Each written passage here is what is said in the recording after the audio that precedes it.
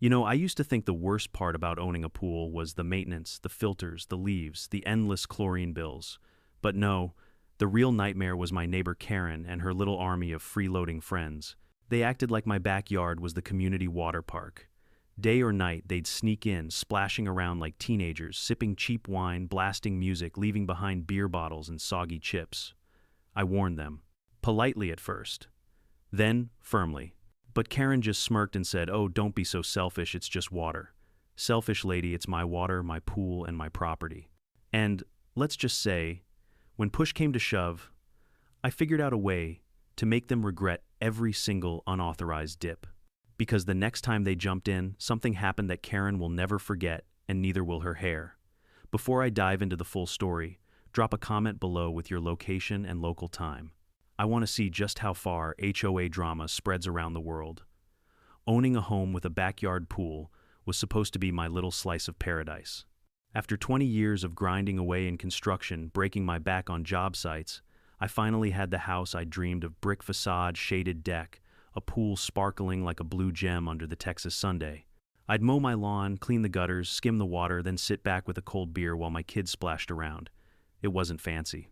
It wasn't some mansion in Beverly Hills, but it was ours, and I was proud of it. That peace didn't last long, not with Karen living next door. Karen wasn't just any neighbor. She was the neighbor. The kind everyone warns you about, but you never believe until it's too late. Early 50s, bottle blonde with roots showing a voice that carried across the cul-de-sac like a police siren. She had once sat on the HOA board, and even though she'd been booted off for conduct unbecoming their polite way of saying she was a tyrant, she still acted like she ran the neighborhood. Clipboard in hand, sunglasses perched on her nose, barking orders about trash bins and lawn heights, as though she were a five-star general. At first, I thought I could handle her. A nod here, a forced smile there. I figured if I stayed out of her way, she'd eventually lose interest. But Karen wasn't the kind of woman who lost interest. She was the kind who doubled down. It started small. I'd notice footprints near the pool when I got home from work, wet towels that didn't belong to us, a faint whiff of cheap perfume lingering in the air. Then I caught sight of her once through the blinds, Karen in a gaudy pink swimsuit, sipping from a wine tumbler as if she were queen of the suburbs. The first time I confronted her, I tried to be neighborly. "Hey Karen, the pool's private. I'd appreciate it if you asked first." She tilted her head back and laughed. "Oh, don't be ridiculous. We're neighbors. Neighbors share. Not pools," I shot back. "Not mine, anyway." But she just waved me off, like I was an annoying waiter who'd brought the wrong order. After that, it escalated. She started bringing friends.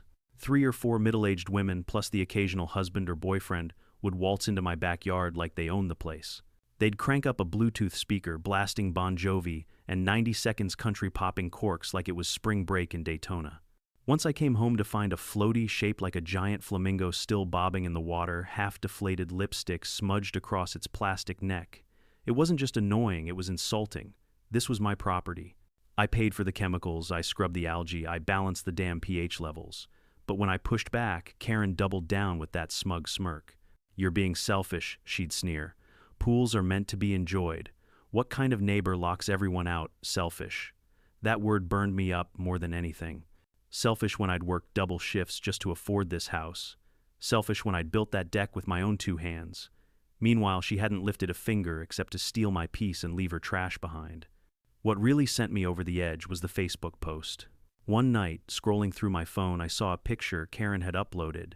There she was, right in my pool, her arms thrown up in victory like she'd just conquered the world. The caption read, "Best free amenity in the neighborhood number, HOA privilege number, sharing is caring." That did it. That was the match that lit the fuse.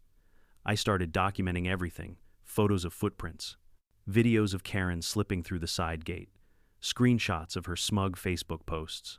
I considered filing a complaint with the HOA, but let's be real, those meetings are a circus, and Karen thrived in a circus. She'd turn it into a debate about community spirit and somehow make me the villain. So instead, I sat in my lawn chair one evening, staring at the pool, sipping my beer and thinking. That's when I noticed the bottle of industrial-strength bleach sitting in the corner of the shed. I usually kept it for scrubbing stubborn stains off the patio. The label practically screamed, "Caution may cause irritation," and suddenly, like a bolt of lightning, the idea hit me. I didn't need to scream at Karen. I didn't need to call the HOA. I didn't even need to involve the cops. All I had to do was let her enjoy the pool. On my terms. Because if Karen and her little entourage wanted to keep sneaking in, then fine, they'd get a pool day they would never forget. One dip and their skin would itch like fire ants at a picnic. One rinse and their precious salon-dyed hair would frizz tangle, maybe even turn a shade lighter. Nothing permanent, nothing truly dangerous, just enough to make them think twice before treating my property like Club Med. And the best part, I wouldn't have to lift a finger after the setup. They'd do it to themselves. That night, I lay in bed, wide awake, grinning at the ceiling. My wife rolled over groggy. "What's so funny?" "Nothing," I whispered. "Just planning a little neighborhood hospitality." I swear I hadn't felt that alive in months. The next morning, I got up early, walked out to the shed, and stared at that bleach bottle like it was Excalibur itself. My plan was simple but effective. And if everything went the way I imagined, by the end of the week, Karen and her friends would be scratching, shrieking, and swearing off my pool forever.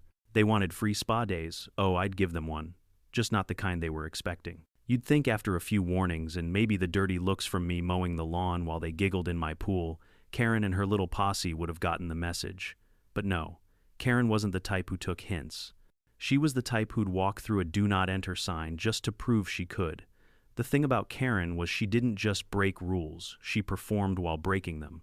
Every invasion into my backyard became a stage play with her as the star. The louder, the messier, the more defiant, the better. One Saturday afternoon, I pulled into the driveway after running errands. I could hear the thump of bass before I even got out of my truck. The kind of bass that rattles your ribs, cheap speakers on full blast. I walked around the side yard and stopped dead in my tracks. There were 6 of them this time: Karen, 2 of her girlfriends, a couple of men I didn't recognize, and some guy with a beer belly who looked like he hadn't seen a shirt since 1998. They were lounging on my deck chairs, splashing in my pool, popping open cans of White Claw like it was a poolside bar. Karen spotted me and raised her glass. "Oh, look who's home. Don't worry, we're just keeping the water warm for you." I clenched my jaw. "Get out, now." She smiled sweetly, the way a cat might before swatting a bird out of the sky. "Relax, neighbor. It's community spirit. You can't keep this all to yourself." My fists tightened at my sides. Community spirit. Since when did community spirit mean free access to my backyard like it was a public rec center? The worst part was the trail they left behind. Empty chip bags fluttering across the lawn, bottle caps glinting in the grass, and once, unbelievably, someone had dropped a slice of soggy pizza in the pool itself. The chlorine filter nearly choked to death on pepperoni and melted cheese. I'd wake up the next morning, step outside with my coffee, and find the water cloudy with sunscreen oil, floating straws, and the occasional half-deflated raft. It was like a frat party had moved in while I slept. But Karen didn't stop there. Oh no. She decided to turn my pool into her personal photo booth. One evening, while scrolling Facebook, I nearly spit out my drink. There she was, striking poses in the shallow end, wearing oversized sunglasses and a floppy straw hat captioning it, "Living the good life, blessed number, HOA privilege." The comments were worse. "Oh my God, Karen, you're glowing. Where is this resort? Wow, jealous. That pool is amazing." And then the kicker, neighborhood perks baby with a winky face emoji. My blood boiled so hot, I thought I'd burn a hole through the phone. She wasn't just stealing my pool, she was bragging about it, mocking me, turning her trespassing into a badge of honor. I decided to test her. The next weekend, I deliberately left the side gate unlocked. Sure enough, by noon, I could hear the telltale sound of laughter and splashing.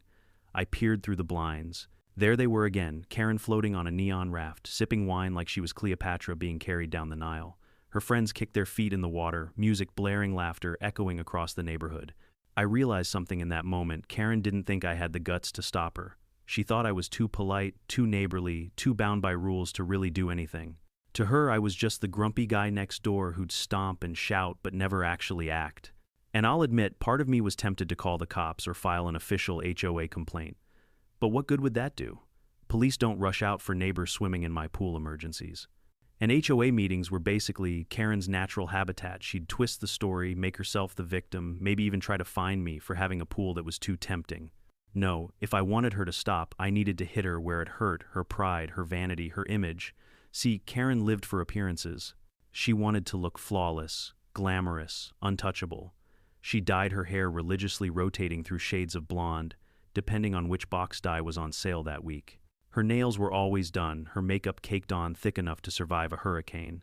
The one thing she couldn't tolerate was looking ridiculous. That was when the bleach plan went from a joke in my head to a mission. But before I could set it in motion, I had to endure one more insult. It was a Tuesday evening when I got home late from work, bone-tired. I dragged myself to the backyard, hoping for a quiet swim under the stars. Instead, I walked straight into chaos. Karen and her friends had decided to throw a night swim party. String lights dangled across my fence that I never put up. Music thumped, wine glasses clinked, and someone was grilling burgers on a portable BBQ they'd dragged into my yard without permission. I froze in disbelief. They'd turned my backyard into a carnival. I stormed toward the deck, my voice booming louder than the music. "What the hell do you think you're doing?" Everyone went quiet for half a beat. Then Karen, cool as ever, raised her glass and said, "Relax, we'll clean up. You should thank us, we're keeping the place lively." That was it. That was the moment I knew no more warnings, no more begging, no more playing the reasonable neighbor. Karen wanted to keep pushing fine. I was done being the pushover. I went back inside, slammed the door, and sat down with a notepad. Step 1, chemicals.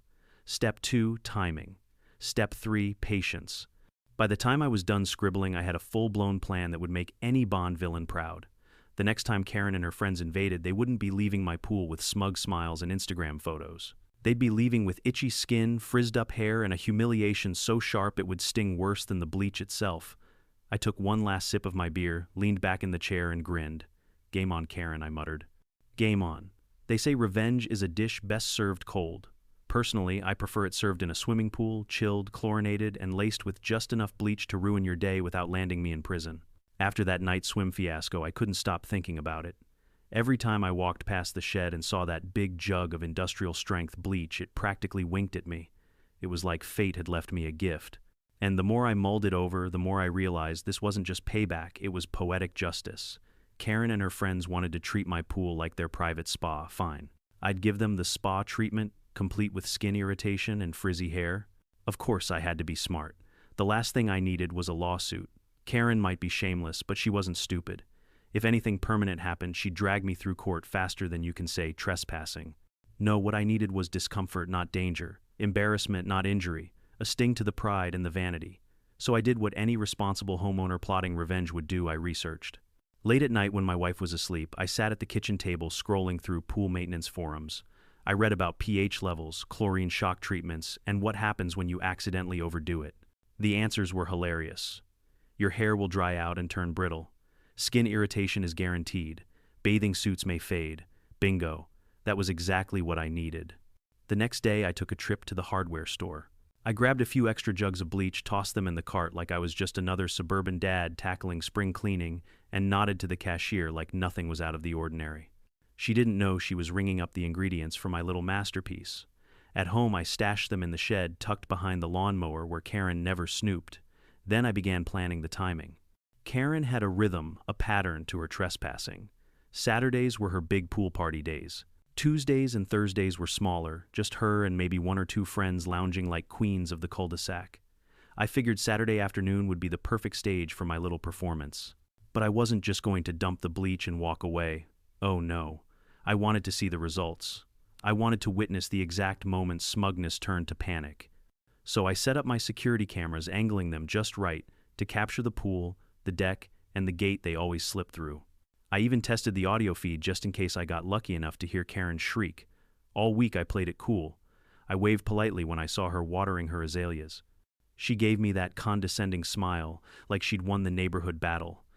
Let her think that. Little did she know the war was just beginning. Friday night, after the kids went to bed, I slipped out back with a jug in each hand. The moonlight shimmered off the pool, water calm and inviting. I twisted open the cap and poured a steady stream into the deep end, watching it swirl like smoke beneath the surface. A second jug followed, then a third. The smell was sharp, chemical biting at the back of my throat. I stirred the water with the pool net, spreading the special treatment evenly. By the time I was done, the water looked the same as always, crystal clear, sparkling under the floodlight. But I knew better. This was no ordinary pool anymore. This was a trap. I stood there for a moment, grinning like a mad scientist over his experiment. Then I whispered to the night, "Enjoy your spa day, Karen." The next morning, I pretended everything was normal. I mowed the front lawn, waved at a passing neighbor, even took my kids out for ice cream. Meanwhile, the cameras back home were armed and waiting. When we got back around noon, I checked the footage. Sure enough, right on schedule, the gate creaked open. In marched Karen, strutting like she owned the place, sunglasses, flashing tote bags slung over her shoulder. Behind her trailed three friends giggling like schoolgirls.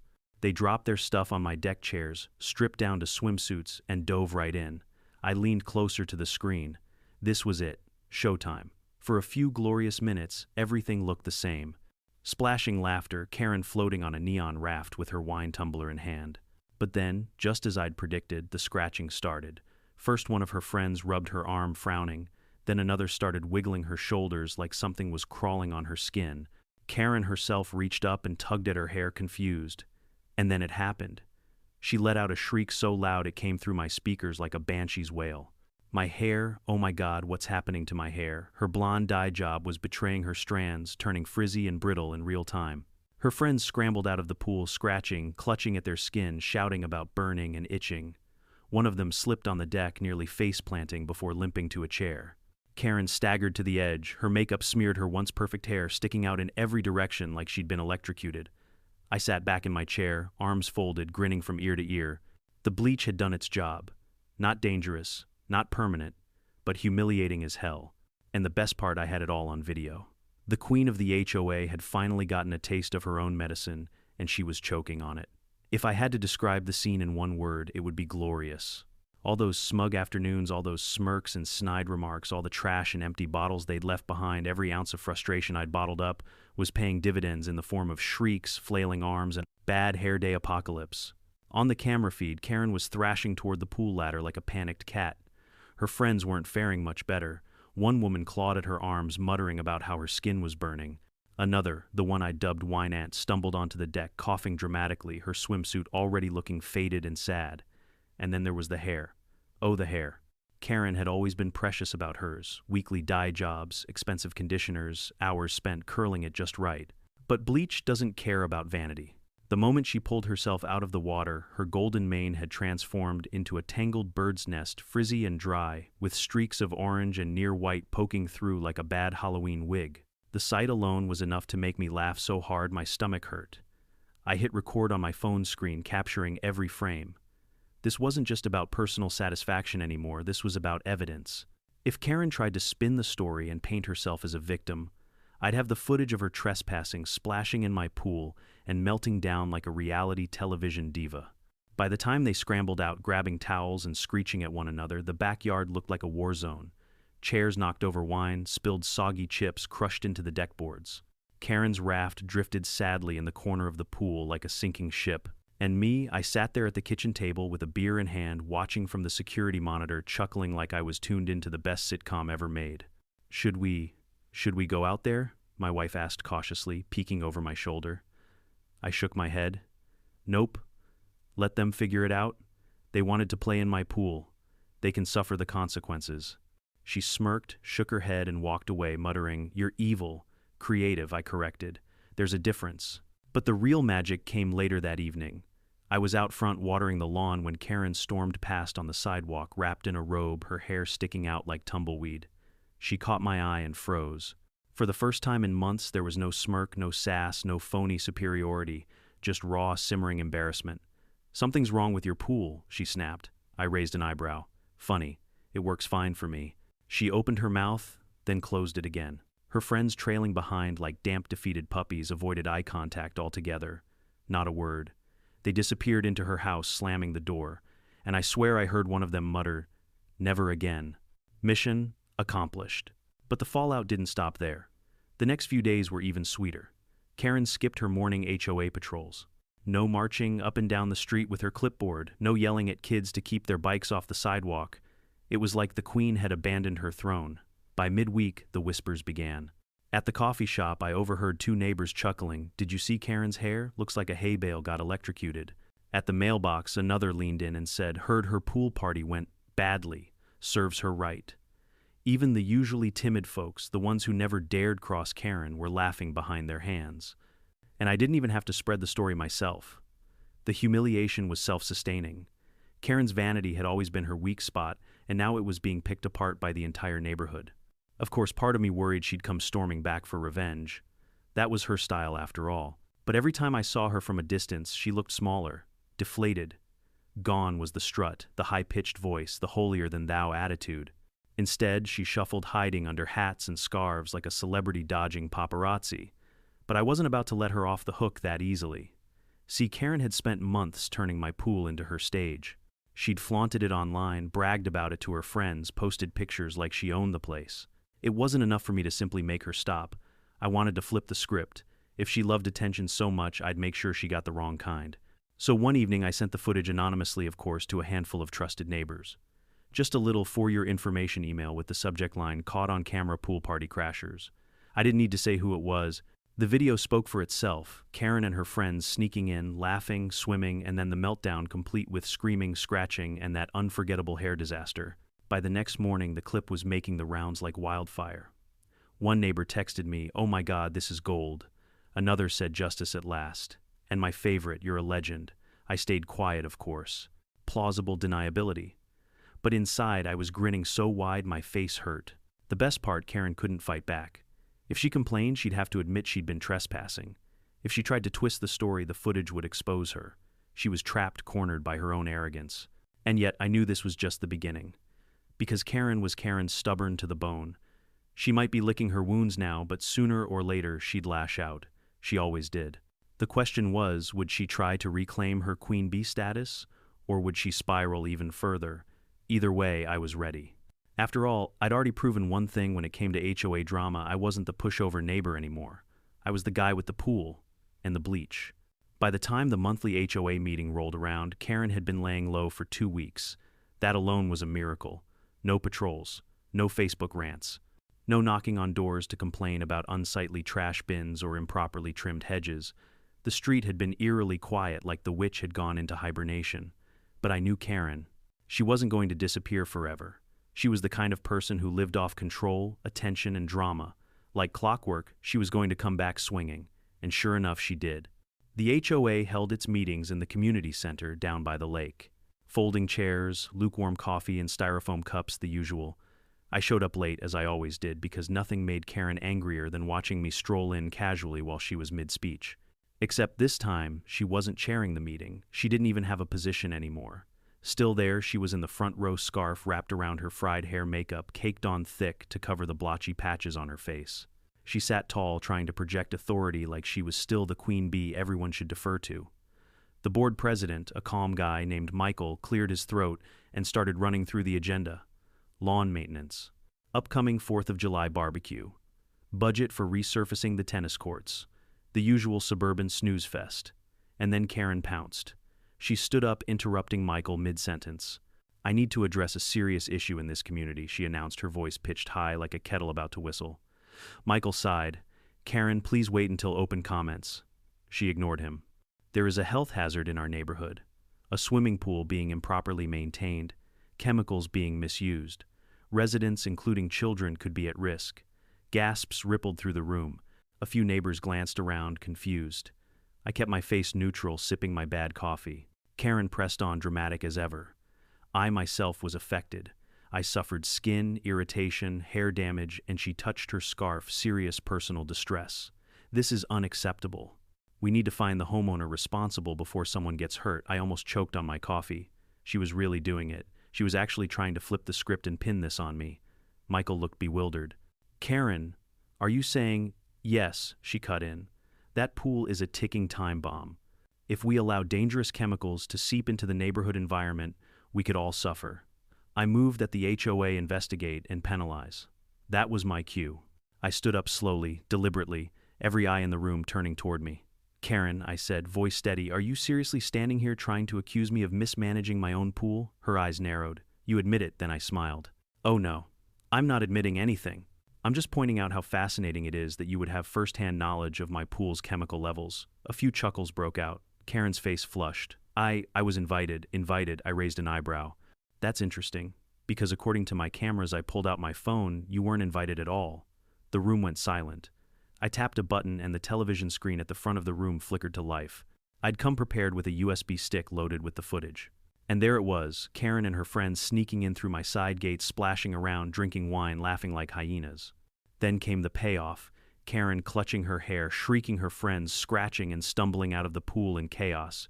The room erupted. Some people gasped. Others burst into laughter they couldn't suppress. One neighbor, an older guy in the back, muttered, "Serves her right." Karen lunged forward.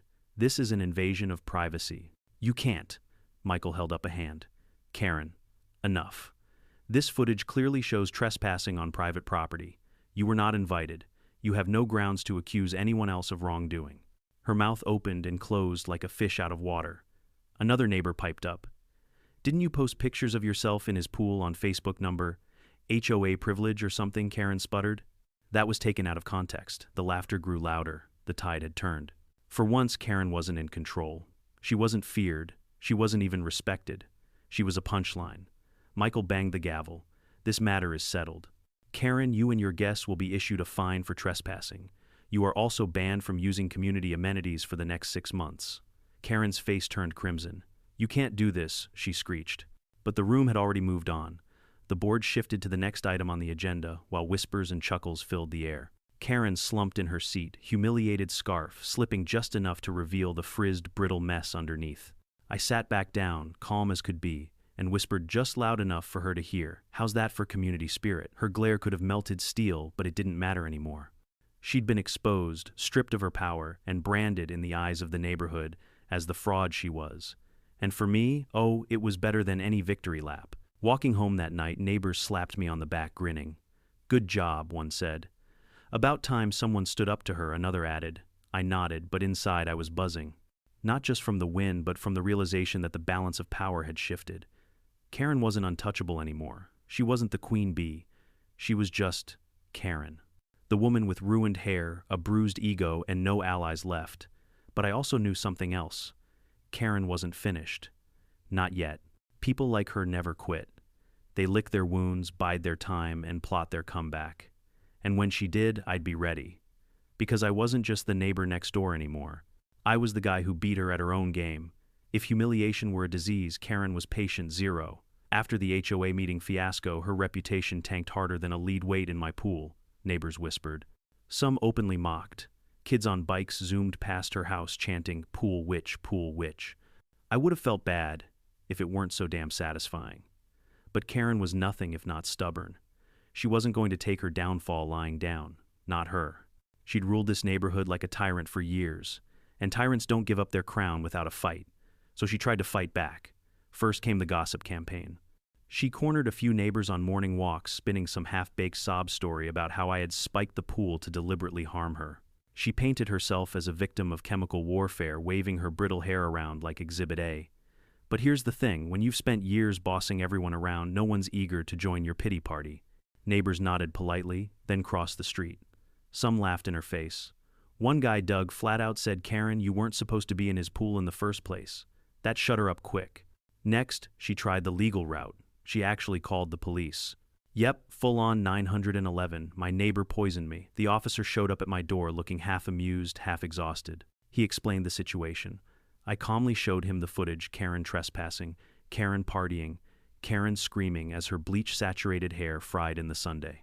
The officer chuckled, shook his head, and said, Ma'am, maybe stop breaking into your neighbor's yard. Case closed.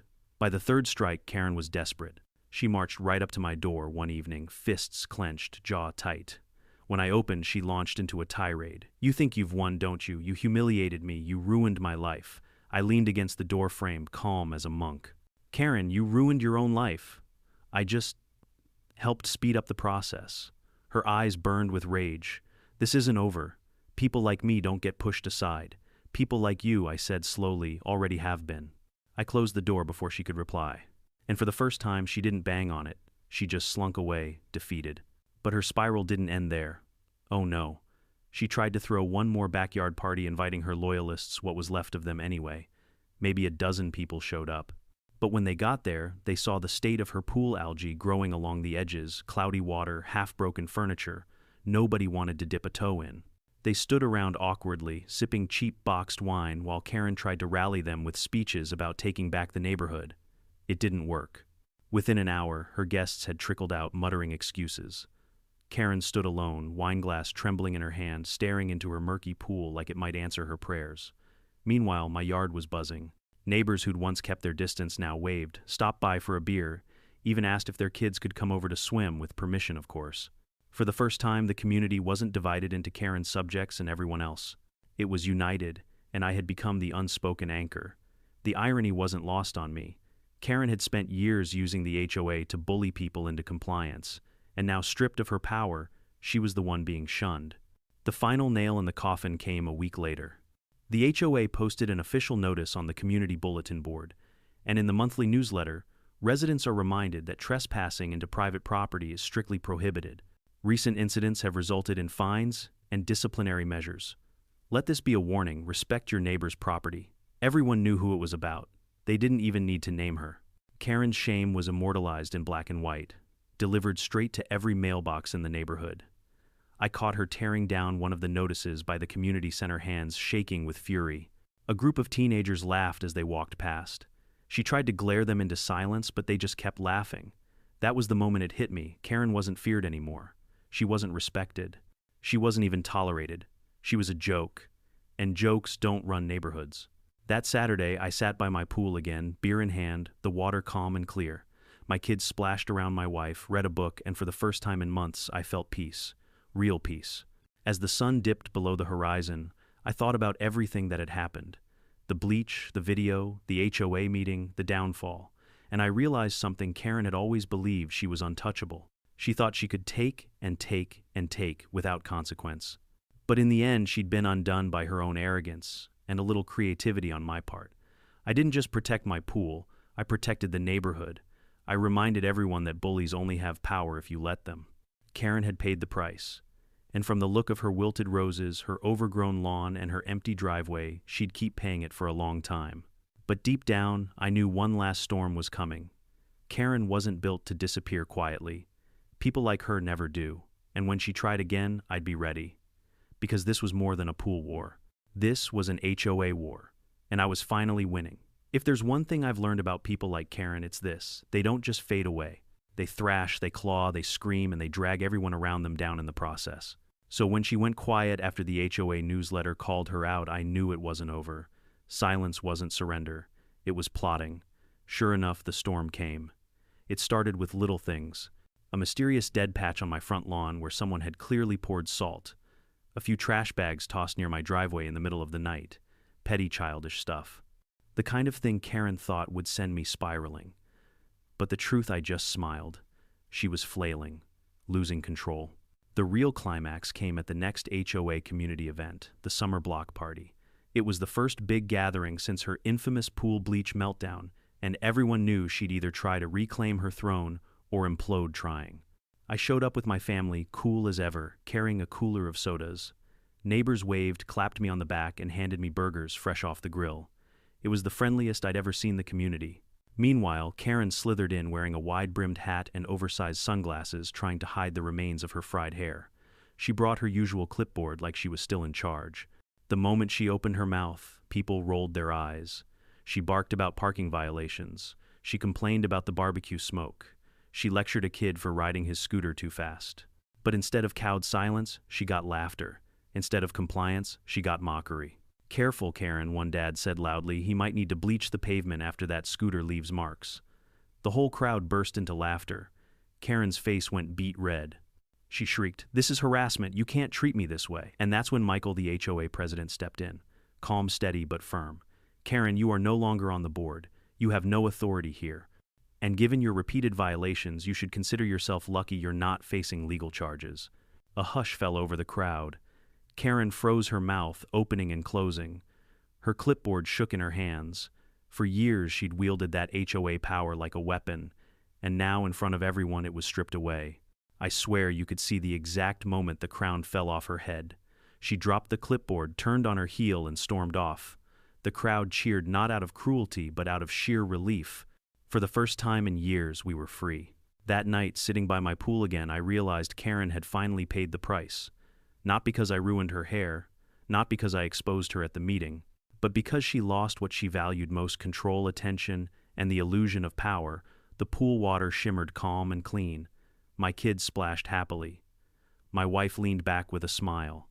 And for the first time since moving here, I felt like this really was my home. Karen was finished, and I was finally at peace.